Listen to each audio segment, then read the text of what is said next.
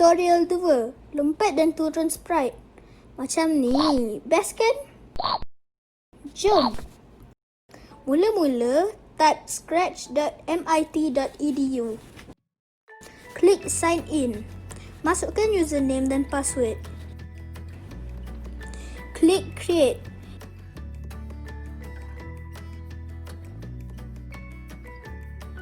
Ini nama dia Sprite.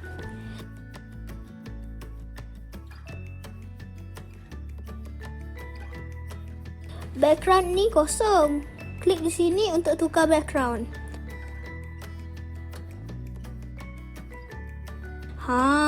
Dah cantik background. Klik di sini untuk tukar sprite. Ada banyak sprite.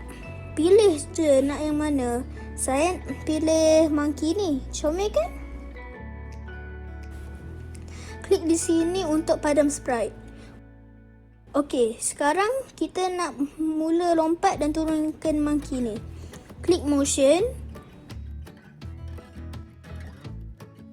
Pilih change Y by 10. Bila kita pilih ni, monkey ni akan lompat ke atas. Pilih change Y by 10 lagi sekali. Tapi kita kena ubah 10 ni jadi negatif 10 supaya monkey ni turun ke bawah. Tengok. Sekarang sprite ni dah lompat dan turun. Tapi saya kena klik banyak kali untuk bagi ia lompat tinggi. Jadi, untuk bagi ia lompat dan turun dengan tinggi, kita klik control dan pilih repeat 10. Letakkan di kedua-duanya.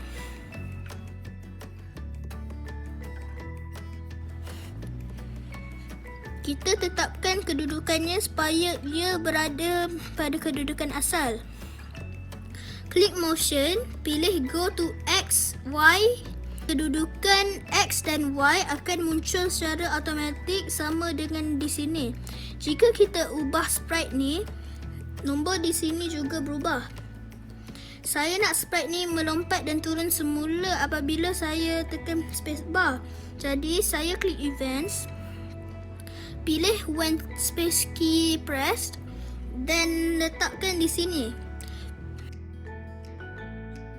Pilih when green flag clicked dan letakkan di sini.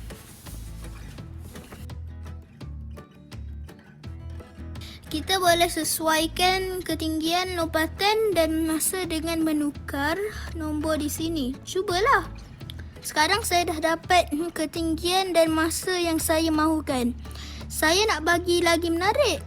Saya nak letak bunyi bila sprite ni melompat.